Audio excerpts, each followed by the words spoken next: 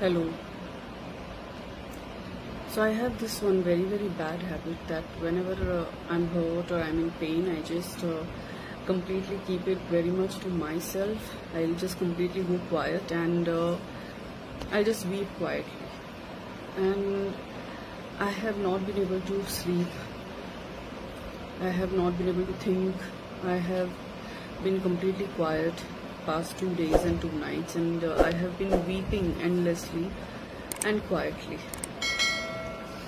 And finally my husband could not see me in so much agony, and he said, "You must talk about it. You must talk about what's hurting you." Now the reason for my agony is because I can't stop thinking about that poor pregnant elephant who died in Kerala. I generally don't talk about my pain, but just thinking about her last moments, her last minutes, where I can't imagine what pain she must have gone through. I have decided to stand up and speak for the voiceless. I'm going to be the voice of those who can't speak and who are mute, who are totally depending on us. Because I know that 99% of the time, we humans will be the reason these poor, innocent animals, these creatures will be in pain. She was just a 15-year-old wild elephant who belonged to the Silent Valley National Park. And she was pregnant. She was in prime of her life. She wandered around, she was roaming around because she was hungry and for more food, of course, because she was expecting. And some hooligan fed her a pineapple filled with firecrackers. Sadly, it busted in her mouth, and in that agony, in that pain, that tremendous pain, she roamed around for 3 to 4 days, and finally she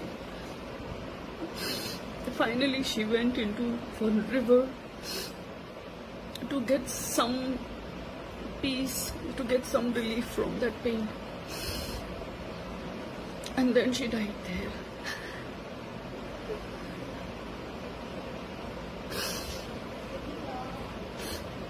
Now the thing is, this is not the first time this is happening in Kerala.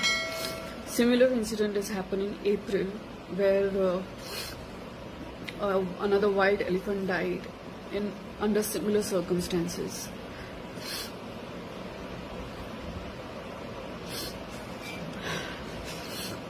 Elephants are protected under the Section 40 of India's Wildlife Protection Act 1972.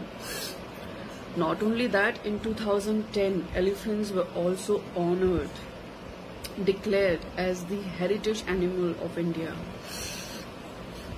Despite of all these things, from November 2019 to March 2020, almost 7 to 8 elephants have died under very mysterious, unnatural circumstances.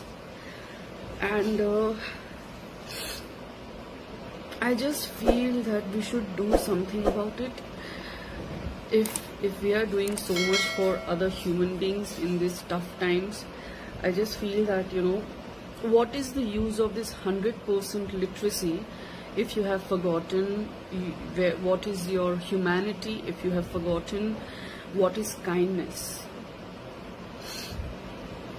I just wish that, I know that this lockdown has been difficult for all of us, not only you, but for me, for everybody around us. But these elephants, these animals are not for our time pass. You can't just play with them like this.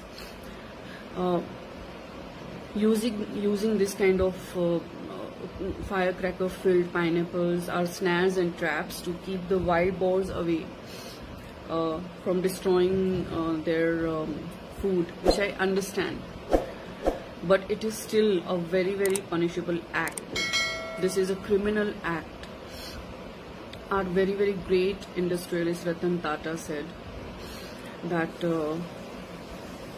committing such an atrocious crime against such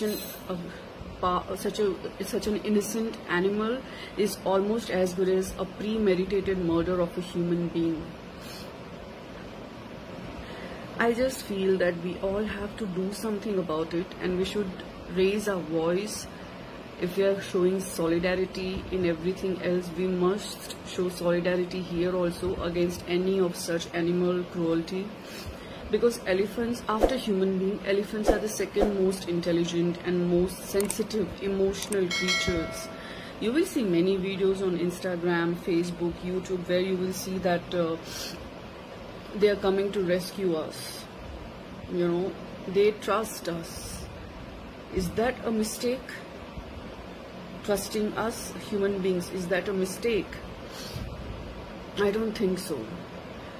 I know we all are not alike, but still there are these kind of hooligans who are sadists, and who enjoy this kind of they gain this pleasure by torturing another creature.